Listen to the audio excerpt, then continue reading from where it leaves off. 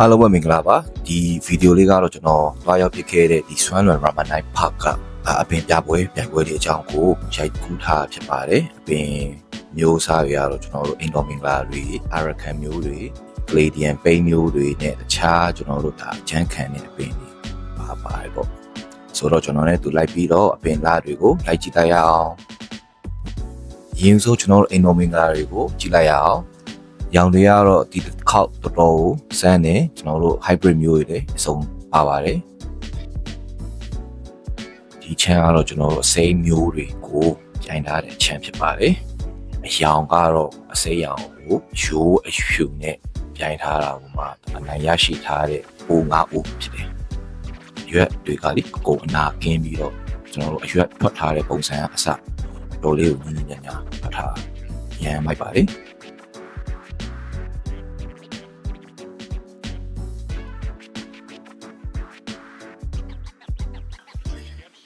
စိမ်းမျိုးထဲမှာဒီပင်လေးဆိုကျွန်တော်တို့ဒီကြားကွက်လေးနဲ့တော့တူတယ်ဒီပုံစံလေးအပွားကြီးရမ်းကိုလာတယ်နဲ့အိုကဒီပုံစံလေးနဲ့အဆန်းလေးခင်ဗျရက်တောင်ပုံစံမျိုးလေးဒီကတော့ကျွန်တော်တို့ကာလာဆက်အချမ်းကိုသူတို့ပြိုင်ထားရွက်တွေကမြိုင်လေးနဲ့ရောင်ဆက်တွေမြင်ရဆိုတော့လေမျိုးလေးလာတယ်ဒါတော့သူတို့အနိုင်ရရှိထားတဲ့အိုငါအိုဟိုပြထားပေးတာ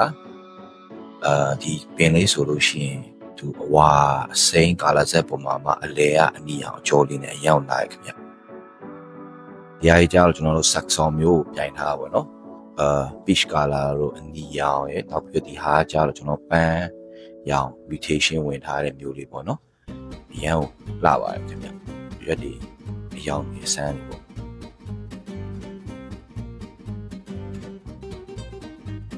ခုကျွန်တော်တို့ဒါ Arakan အချမ်းကိုလေ့လာလိုက်ရအောင်Arakan ဘက်မှာတော့ဒီဟာပန်းရောင် category မှာကြိုင်ထားတဲ့အပင်တွေပေါ့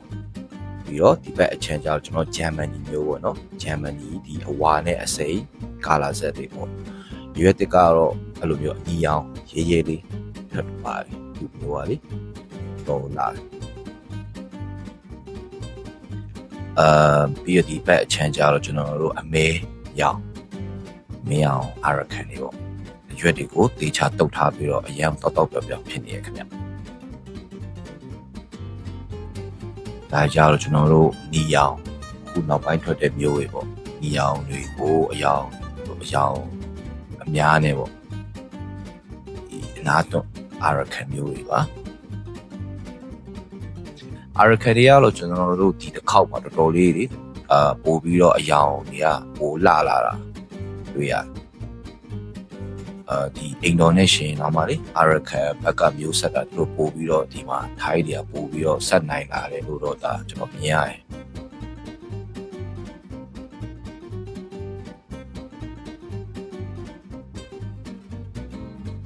ဒါကြောင့်ကျွန်တော်တို့ဒါရွက်ပုံစံအစမ်းတွေ hybrid တွေ mutation တွေအချမ်းပါခင်ဗျ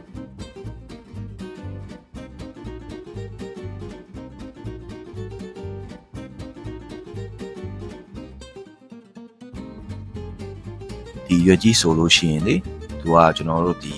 မိချောင်းတရေလိုပုံစံမျိုးလို့တော့ဆင်နေခင်ဗျသူရဲ့အရွက်မာကျော်မှုပုံစံမျိုးပါ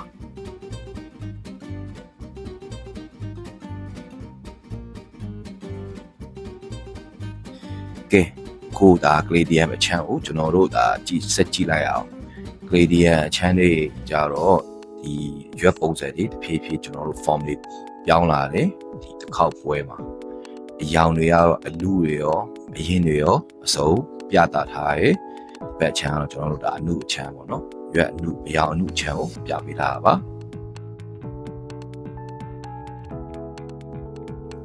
ဒါတွေကတော့ကျွန်တော်တို့ဒါအယောင်အရင်အချမ်းကိုပြိုင်တာပေါ့အယောင်တွေကရဲရဲလေးနဲ့ဒီပင်လေးဆိုဘယ်လောက်တော့လှလိုက်ချက်ကြည့်ပါအောင်ကျွန်တော်တို့ဒါလေကအနီရောင်အစင်းကြောတွေမှာအဝါတို့အစိမ်းတို့ပန်းရောင်အားရောင်ကာလာဆက်မျိုးတွေခင်ဗျဘက်တွေကြတော့ကျွန်တော်တို့အဖြူပြီးသွားရင်အနီတွေလာပါပြီနီရောင်မှရောင်မျိုးစုံတွေဒါဆိုလို့ရှိရင်ပန်းစီရောင်လေးခင်ဗျရော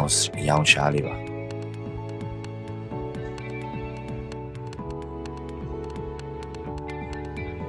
Canadian တွေလည်းနောက်ပိုင်းတစ်ဖြည်းဖြည်းသူတို့ရွက်ပုံစံ form တွေကိုလေပြောင်းလာတာ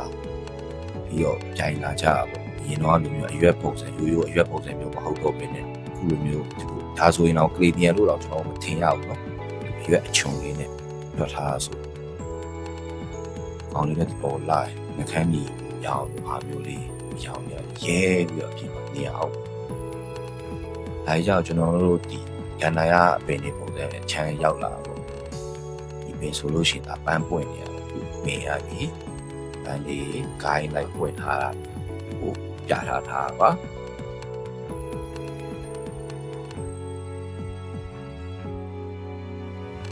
ကောင်းနေကြတော့ဆူရထားတဲ့အပင်တွေသူစပွဲပေါ်မှာဒါဒီနဲ့ခွဲထားပေးတာပေါ့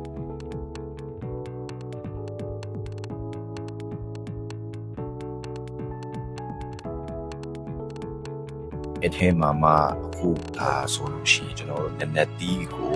ကာလာဇက်လို့တွင်းတာပေါ့ကာလာဇက်ပင်တော်မှာနက်နက်တီးတော်မှာစတိုင်တစ်ခုလည်းမဟုတ်ဘူးเนาะကျွန်တော်ကြည့်နေတာ3မျိုးခွဲပါတယ်ဒါဒုတိယဒါတခြား variegation နက်နက်တီးရောင်ရှေ့ရအရောင်နဲ့မတူဘူးခင်ဗျဒါဒုတိယတစ်ရောင်ဟိုနောက်ကလည်းနောက်တစ်ရောင်ဆိုတော့ဒါ variegation 3မျိုးပြထားတာဒါဒီဘက်အချမ်းကျတော့ကျွန်တော်တို့ရွက်လာပင်တွေမှာရှေ့ဆုံးကဆူရတဲ့အိုးတွေနဲ့ဒါ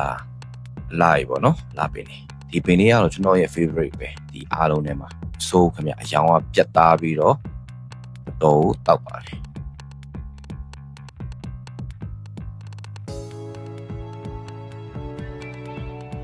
ကဲနောက်ဆုံးအနေနဲ့ကျွန်တော်တို့ဒီ Kiss Me Quick ပေါ့နော်ဒီမျိုးကတော့ကြာပြီဆိုပေမဲ့တို့အခုနောက်ပိုင်းပန်းပွင့်တွေကိုအယောင်တွေ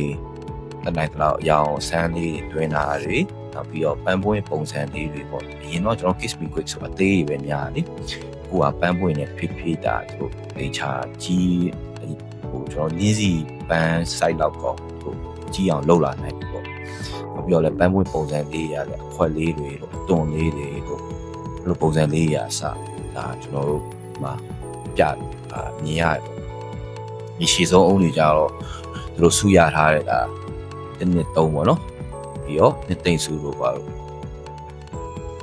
ဒီဗီဒီယိုလေးကိုကျွန်တော်ဒီမှာဆုံးသက်ချင်ပါတယ်ဒီပွဲလေးကတော့နှစ်တိုင်းကျွန်တော်တို့ဒီဇင်ဘာကာလလောက်ဆိုလို့ရှိရင်ဒီပန်းချံမှာသူတို့အထိမ်းအမှတ်တစ်ခုအနေနဲ့နှစ်စဉ်ပြုလုပ်လေးရှိပြီးတော့တခြားအပင်ပေါ့နော်ကဲအပင်ကြီးစိတ်ဝင်စားတယ်ဝယ်ခြင်းနဲ့ဆိုရင်လည်း